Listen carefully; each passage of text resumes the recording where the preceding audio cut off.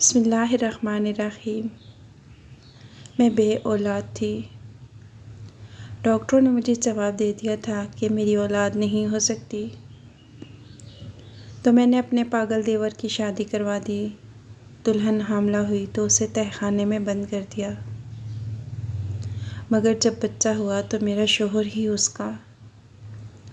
میرا نام شازیہ ہے۔ میری شادی گاؤں کے ایک بہت بڑے ذمہ دار سے ہوئی۔ میں پاس والے گاؤں کی سب سے خوبصورت لڑکی تھی۔ امیر باپ کی اکلوتی بیٹی تھی۔ میں نے والدین کے گھر میں حکمرانی کی تھی۔ اکلوتی بیٹی ہونے کی بنا پر جب چودھری کے بیٹے نثار کی نظر مجھ پر پڑی تو وہ پلٹنا ہی بھول گیا۔ میرے گھر رشتہ بھیج دیا۔ اس کے والدین کو اپنے بیٹے کی خوشیاں عزیز تھیں۔ یوں ہماری شادی ہو گئی۔ شادی کے چند سال بعد ہی میری ساس اس دنیا سے رخصت ہو گئی، اور پھر سسر بھی۔ اب حویلی میں میں، میرا شوہر اور میرا چھوٹا دیور تھا۔ میرا شوہر بھی مجھ سے 3 سال چھوٹا تھا۔ زندگی بہت خوشحال تھی۔ نثار مجھ پر جان چھڑکتے تھے، لیکن قدرتی حادثہ یہ ہوا کہ ہم دونوں میاں بیوی کو شادی کے بعد کئی سال تک اولاد نہ ہوئی۔ ان سالوں میں نے تمام حویلی پر قبضہ کر لیا تھا۔ میرا رعب و دبدبہ حویلی کے مردوں سے زیادہ تھا، کیونکہ میرے شوہر بہت ہی سادہ قسم کے انسان تھے اور مکمل طور پر میرے قابو میں تھے۔ میں جیسا کہتی ویسا ہی کرتے۔ جیسے جیسے وقت گزرتا گیا میرے اندر ایک خوف بیٹھ گیا، یہاں تک کہ میری شادی کو 12 سال ہو گئے۔ میں بے اولادی کی وجہ سے بہت پریشان تھی، لیکن ڈاکٹر یہی بتاتے کہ میرے اندر ایک بہت بڑا مسئلہ ہے جس کی وجہ سے کبھی میری اولاد نہیں ہو سکتی۔ یہ سن کر میں مزید پریشان ہوتی چلی گئی۔ مجھے خوف لاحق ہو گیا کہ کہیں میرا شوہر دوسری شادی نہ کر لے۔ حویلی بہت بڑی تھی، جائیداد بھی بہت زیادہ تھی، زمینیں، لیکن اس حویلی کو جو چاہیے تھا وہ میں نہیں دے سکتی تھی۔ میرا دیور نیم پاگل تھا، اس سے بھی اولاد کی امید نہیں لگائی جا سکتی تھی۔ میرے شوہر کے تمام رشتہ دار یہی کہتے کہ حویلی کو وارث چاہیے۔ میرے شوہر بھی مجھ سے ڈرتے تھے اور مجھ سے محبت بھی کرتے تھے۔ یہ ان کی پسند کی شادی تھی، لیکن وقت کے ساتھ ساتھ مجھے محسوس ہو رہا تھا کہ ان کی محبت میں کمی آنے لگی ہے۔ مجھے یہ خوف تھا کہ لوگ انہیں میرے خلاف ہی نہ کر دیں، کیونکہ اولاد نہ ہونے کی وجہ سے میری پوزیشن کافی کمزور ہو چکی تھی۔ سوتن کی ایک تلوار میرے سر پر ہر وقت لٹکی رہتی تھی۔ مجھے ڈراؤنے خواب آتے، لیکن مجھے یہ بات سمجھ آ گئی تھی کہ ان کے سبھی دوست انہیں وارث نہ ہونے کی پٹیاں پڑھا رہے تھے۔ ہر کسی کی نظر میرے شوہر پر تھی، کیونکہ وہ بہت امیر تھے۔ ہر کوئی چاہتا تھا کہ کسی کی بہن بیٹی کو جگہ ملے اور وہ عیش کی زندگی گزارے۔ میں کسی صورت اپنی جگہ کسی کو دینا نہیں چاہتی تھی۔ مجھے یہ محسوس ہو رہا تھا کہ اب میرے شوہر دوسری شادی کرنا چاہتے ہیں، لیکن میرے خوف سے کچھ کہتے نہیں۔ ایک دن میں نے ان سے کہا کیوں نہ ہم کسی کا بچہ گود لیں، تو اس بات پر ان کا موڈ خراب ہو گیا۔ کہنے لگے حویلی کو اپنا وارث چاہیے جو اپنا خون ہو۔ کسی کا بچہ ہم لے کے ہم کیا کریں؟ ہماری ساری جائیداد پہ ہمارے خون کا حق ہونا چاہیے۔ میرے شوہر نے غصے سے کہا اور چلے گئے۔ ان کا یہ رویہ دیکھ کر میں سمجھ گئی کہ میری کشتی ڈوبنے والی ہے۔ مجھے جلد از جلد کوئی ترکیب سوچنی تھی، ورنہ میری حکومت ختم ہو جاتی، اور اگر یوں ہوتا تو میں نیم پاگل ہو جاؤں گی۔ یہ سوچ کر میں نے ایک پلان ترتیب دیا جس سے سانپ بھی مر جائے اور لاٹھی بھی نہ ٹوٹے۔ دیور کی نیم پاگل ہونے کے خیال سے اچانک مجھے یاد آیا۔ پھر میں نے سوچا کہ میرا دیور نیم پاگل ہے، بالکل پاگل تو نہیں، اس کی شادی ہو سکتی ہے اور وہ اولاد پیدا کر سکتا ہے۔ اس کی عمر 24 سال تھی۔ اس کا ذہنی توازن کچھ ٹھیک نہیں تھا۔ بظاہر کافی حد تک نارمل رہتا، لیکن جب اچانک اسے دورے پڑنا شروع ہو جاتے تو پھر اسے سنبھالنا مشکل ہو جاتا تھا۔ لیکن میں نے اپنے دیور کی شادی کرنے کا سوچ لیا تھا، لیکن سب سے بڑا مسئلہ یہ تھا کہ یہاں ہر کوئی جانتا تھا میرا دیور نیم پاگل ہے اور کوئی اسے اپنی بیٹی نہیں دینا چاہتا تھا۔ پھر مجھے ایک ایسی لڑکی کی خبر ملی جو کم عمر اور خوبصورت تھی۔ وہ بالکل سادہ سی تھی۔ وہ لوگ ہمارے گاؤں سے کافی دور رہتے تھے۔ انہیں ہمارے بارے میں سب کچھ معلوم تھا، لیکن انہوں نے کبھی مجھے دیکھا نہیں تھا۔ جب میں اپنے شوہر کا رشتہ اس لڑکی کے لیے لے کر ان کے گھر گئی تو میں نے اس لڑکی کی ساس کی حیثیت سے جھوٹ بولا کہ میں نثار کی ماں ہوں، میرے بیٹے کی اولاد نہیں ہے، میں اس کی دوسری شادی کروانا چاہتی ہوں، ہم لوگ بہت بڑے زمیندار ہیں اور ہمیں وارث کی ضرورت ہے۔ میری بہو کو یہ بات پتہ نہیں چلنی چاہیے، اس لیے میں خفیہ طور پر آپ کے پاس آئی ہوں اور چوری چوری شادی کروانا چاہتی ہوں۔ آپ میرے ساتھ ابھی حویلی چلیں۔ میری بہو اپنے میکے گئی ہوئی ہے 1 مہینے کے لیے۔ اس کی غیر موجودگی میں اپنے بیٹے کا نکاح پڑھوانا چاہتی ہوں۔ جیسے ہی وہ آئے گی تو ہنگامہ کرے گی، اس کے آنے سے پہلے ہی میں سب سنبھال لوں گی۔ پر میں وعدہ کرتی ہوں کہ اگر آپ نے اپنی بیٹی میرے بیٹے کے نکاح میں دے دی تو میں بڑی بہو کو طلاق دلوا کر اسے گھر سے نکال دوں گی۔ میں نے لڑکی کے والدین سے کہا، وہ لوگ کافی لالچی تھے۔ وہ اتنا بڑا رشتہ دیکھ کر خوش ہو گئے۔ میں نے اپنا تعارف نثار کی ماں کے طور پر کروایا، کیونکہ میں اس سے عمر میں تھوڑی بڑی تھی۔ انہیں میری بات پر یقین آ گیا۔ بہت سارے جھوٹ بول کر میں انہیں اپنی حویلی میں لے آئی اور میں نے ان سے کہا کہ وہ کسی سے کچھ نہیں کہیں گے، خاموش رہیں گے۔ خاموش رہنے کی میں نے انہیں بہت بڑی قیمت دی تھی۔ لڑکی کے والدین لالچ میں آ کر کچھ نہ بولے، بس چپ چاپ بیٹھے رہے۔ میرے لیے جھوٹ کو نبھانا کافی مشکل ہو رہا تھا۔ ان لوگوں کو میں نے یہ نہیں بتایا کہ میرا دیور پاگل ہے۔ بڑی مشکل سے میں نے انہیں راضی کیا کہ آپ لوگ بس خاموش رہیں اور کسی کو کچھ پتہ نہیں چلنا چاہیے، میں ان کا نکاح پڑھوا دیتی ہوں۔ میں نے اپنے شوہر سے رازدارانہ انداز میں کہا اور انہیں بھی خاموش رہنے کو کہا۔ وہ تو پہلے ہی مسرتے تھے، چپ ہو گئے۔ پھر میں اپنے دیور کو کونے میں لے گئی اور پھر ان لوگوں کو لے آئی۔ میں نے اپنے دیور سے کہا، میں خفیہ طور پر تمہارا اس پیاری سی لڑکی سے نکاح کروانا چاہتی ہوں، بس تم صحرے کے پیچھے سے چپ کر خاموشی سے قبول ہے کہنا۔ میں نے اپنے دیور کو بھی اچھی خاصی پٹی پڑھا دی تھی اور اسے لڑکی بھی دکھائی۔ لڑکی کو حسن دیکھ کر میرا دیور خاموش ہو گیا تو میں سمجھ گئی کہ وہ اس لڑکی کو اپنا بنانا چاہتا ہے۔ سب کچھ میری چاہت کے مطابق ہو رہا تھا۔ میرا شوہر خاموش تھا۔ میرے دیور نے بھی کوئی ہنگامہ نہیں کیا۔ میں نے فوراً مولوی صاحب اور گواہ بلائے۔ جیسے ہی نکاح کا وقت قریب آیا، میں نے اپنے دیور کو بٹھا دیا۔ اس کا چہرہ نظر نہیں آ رہا تھا۔ لڑکی کے والدین سمجھ رہے تھے کہ صحرے کے پیچھے نثار ہے، لیکن ادھر میرا پاگل دیور تھا۔ اس لڑکی کا نکاح میرے دیور سے ہو گیا۔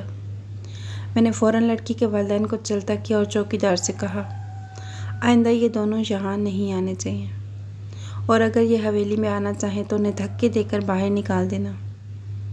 ان دونوں کا داخلہ ادھر ممنوع ہے۔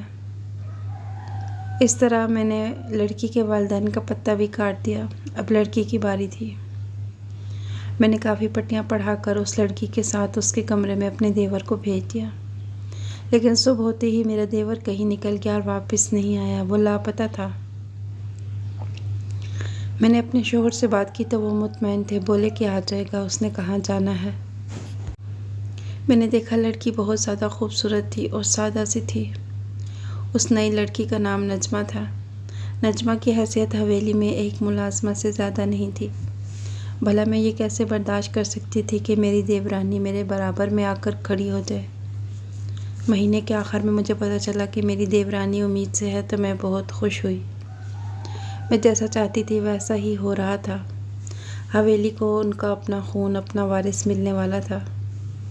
میں نے اپنے شوہر سے کہا، آپ نے کہا تھا نا کہ حویلی کو اپنا خون چاہیے وارث کے طور پر، تو اب نجمہ وارث دینے والی ہے۔ یہ بچہ میں خود پالوں گی، یہ میرا بچہ ہوگا، اور آپ لوگوں کا اپنا خون بھی۔ میں نے اپنے شوہر سے کہا تو وہ خاموش ہو گئے، انہوں نے مجھے کوئی جواب نہیں دیا۔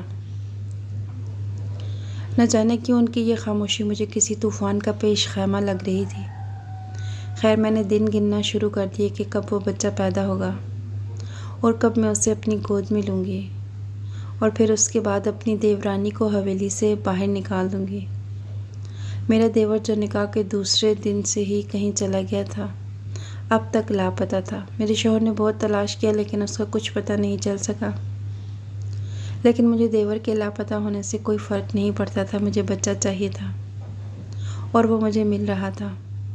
9 مہینے تک میں نے اپنی دیورانی کو قید کر کے رکھا، کھانے پینے کا خیال رکھا، لیکن اسے کسی سے ملنے نہیں دیا۔ اس کے والدین ایک بار ملنے آئے، لیکن میرے ملازمین نے دھکے دے کر انہیں نکال دیا اور کہا کہ آئندہ یہاں مت آنا۔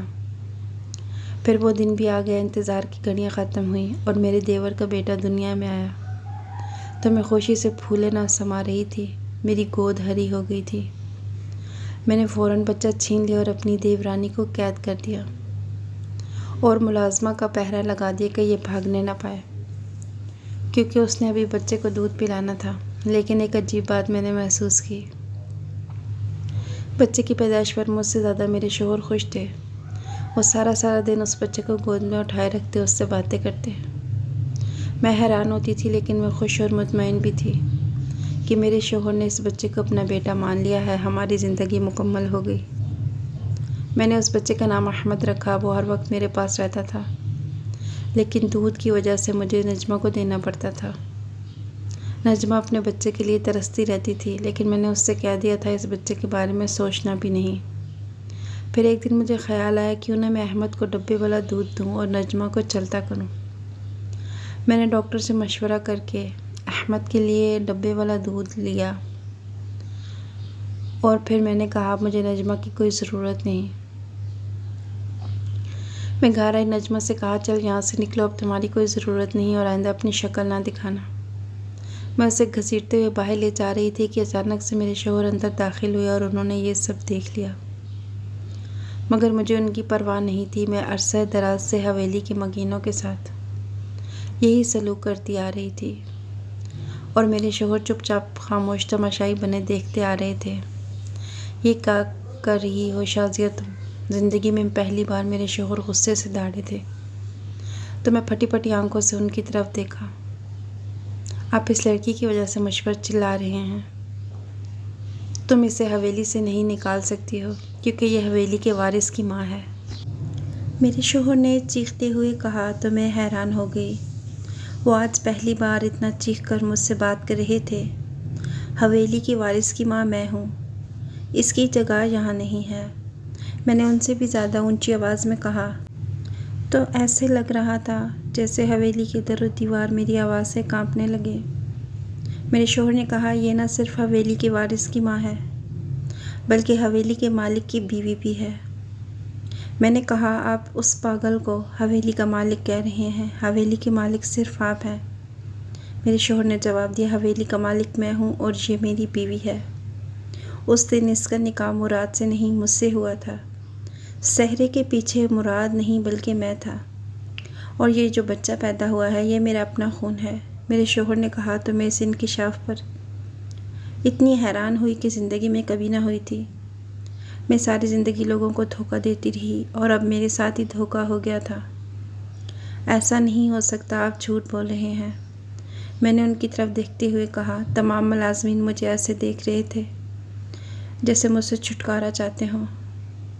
حویلی کے ملازموں کی آنکھوں میں میری بربادی پر جو چمک تھی وہ میں صاف دیکھ سکتی تھی، کیونکہ میں نے ان پر بہت ظلم کیے تھے۔ یہ لو ہمارا نکاح نامہ۔ میرے شوہر کمرے میں گئے، نکاح نامہ لے آئے تو میں حیرت سے دیکھتی رہ گئی۔ اتنا بڑا دھوکہ کیا آپ نے میرے ساتھ۔ میں نے غصے سے اپنے شوہر سے کہا تمہیں کیا لگتا ہے شازیہ، دھوکہ دینا صرف تمہیں آتا ہے؟ صرف تم ہی لوگوں کی زندگیوں کے ساتھ کھیل سکتی ہو، انہیں برباد کر سکتی ہو، انہیں تکلیف دے سکتی ہو، لیکن تمہیں کوئی دھوکہ نہ دے۔ میرے شوہر اب تھوڑی نیچی آواز میں بول رہے تھے لیکن غصہ قائم تھا۔ اس معصوم لڑکی کی شادی تم ایک نیم پاگل سے کروانا چاہتی تھی، جبکہ تم جانتی تھی جب اسے دورے پڑتے ہیں تو وہ کسی کا بھی قتل کر سکتا ہے۔ تم اس لڑکی کی زندگی برباد کرنے چلی تھی لیکن مجھے یہ گوارا نہیں تھا۔ نکاح کے وقت میں نے مراد کو وہاں سے ہٹا دیا اور صحرا پہن کر خود بیٹھ گیا۔ اس لڑکی کا نکاح مجھ سے ہی ہوا تھا، یہ بچہ میرا اپنا خون ہے۔ اب یہ اس گھر سے نہیں جائے گی، اس گھر سے جانے کا وقت تمہارا ہے۔ تم نکالو گے مجھے اس حویلی سے۔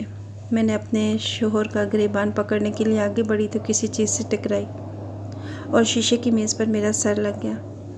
اس کے بعد میری آنکھوں کے سامنے اندھیرا چھا گیا اور مجھے کچھ یاد نہیں میرے ساتھ کیا ہوا۔ جب میری آنکھ کھلی تو میں ہاسپٹل میں تھی۔ میرا شوہر کہاں ہے؟ سامنے کھڑی نرس سے میں نے پوچھا۔ وہ فوراً وہاں سے چلی گئی اور بھاگ کر بڑے ڈاکٹر کو بلا لائی۔ چوٹ لگنے کے بعد آپ کوما میں چلی گئی تھی۔ پچھلے 6 مہینے سے آپ کوما میں تھیں۔ آج پورے 6 ماہ بعد آپ کو ہوش آیا ہے، ڈاکٹر نے بتایا تو میں حیران رہ گئی۔ میرے شوہر کہاں ہیں؟ میں نے پھر سے سوال کیا تو انہوں نے بتایا آپ کے شوہر آپ کو ہاسپٹل چھوڑ کر چلے گئے تھے، آپ کے علاج کے پیسے بر وقت دیتے رہے ہیں۔ یہ خط ہے، انہوں نے کہا جب آپ کو ہوش آ جائے تو آپ کو دے دوں۔ نرس نے ایک لفافہ میری طرف بڑھایا۔ میں نے کھولا تو وہ طلاق نامہ تھا۔ مجھے ہاسپٹل سے ڈسچارج کر دیا گیا تھا۔ میں فوراً حویلی کی طرف گئی اور کسی طرح حویلی پہنچ گئی۔ میں نے دیکھا کہ جو بچہ پیدا ہوا تھا وہ اب 6 ماہ کا ہو چکا تھا۔ حویلی کی لان میں وہ بچہ جھولے میں کھیل رہا تھا اور میرا شوہر اور میری سوتن نجمہ اسے دیکھ کر خوش ہو رہے تھے۔ میرا سب کچھ لٹ چکا تھا، میرا شوہر کسی اور کا ہو چکا تھا۔ اب حویلی میری نہیں رہی تھی، سب ختم ہو گیا تھا۔ تم یہاں کیوں آئی ہو؟ چلی جاؤ یہاں سے، تمہارا اب یہاں کوئی کام نہیں، میں تمہیں طلاق دے چکا ہوں، تم اسی لائق تھی۔ میرے شوہر نے مجھے دھکے دے کر گھر سے نکالنا چاہا۔ مجھے یقین نہیں آ رہا تھا کہ آپ مجھے دھکے دے کر گھر سے نکال رہے ہیں۔ میں نے حیرت سے کہا تو میرے شوہر نے جواب دیا، تم نے بھی تو شازیہ کے والدین کو دھکے دے کر یہاں سے نکالا تھا، یاد ہے نا؟ لیکن پھر بھی میں نے ان کی اس سے خفیہ ملاقات کروائی تھی۔ شازیہ، تمہیں پتہ ہی نہیں چلا، اب خود کو دھکے مل رہے ہیں تو برا لگ رہا ہے۔ کیا صرف تمہاری عزت نفس ہے، کسی اور کی نہیں؟ چلی جاؤ یہاں سے۔ نثار نے یہ کہہ کر مجھے نکال دیا۔ میں آج در بدر بھٹکتی ہوں، بھیک مانگ کر گزارا کرتی ہوں۔ سچ کہتے ہیں برے کا انجام برا ہوتا ہے۔ زندگی میں مشکل ترین وقت آپ کے ظرف کا امتحان ہے، جب لوگ اپنی اوقات دکھاتے ہیں۔ کوئی آپ سے 2 قدم پیچھے ہٹے تو آپ اسے ہمیشہ خوش رہنے کی دعا دے کر 4 قدم پیچھے ہٹ جائیں۔ زندگی سکون سے گزرے گی۔ ہر انسان میں خوبیاں اور خامیاں دونوں موجود ہوتی ہیں۔ بات بس اتنی ہے کہ جو تراشتا ہے اسے خوبی نظر آتی ہے اور جو تلاشتا ہے اسے خامی نظر آتی ہے۔ خود پر یقین ہونا کامیابی کی ضمانت ہے، مگر ہمیشہ خود کو درست سمجھنے کا یقین انسان کو گمراہ کر دیتا ہے۔ جس گھر کے دروازے غریبوں پر بند کر دیے جائیں وہ طبیبوں کے لیے ہمیشہ کھلے رہتے ہیں۔ آپا کسی ایسے انسان کے لیے افسردہ رہنا جو اپنی زندگی سے بخوشی لطف اندوز ہو رہا ہو، حماقت کا کمال ہے۔ جو خوشیاں لوگوں کو ملیں اور آپ کو نہیں تو حسد اور تجسس میں مبتلا نہ ہو۔ یاد رکھیں آپ کو وہ غم بھی نہیں ملے جو ان کو ملے ہیں۔ جس حال میں بھی ہوں شکر کو لازمی پکڑیں۔ غلطیاں تمہیں عقل مند بناتی ہیں اور مقصد تمہیں مضبوط کرتا ہے۔ اگر آج کی ویڈیو پسند آئی ہے تو اسے لائک اور شیئر کریں۔ اگلی ویڈیو تک کے لیے اللہ حافظ۔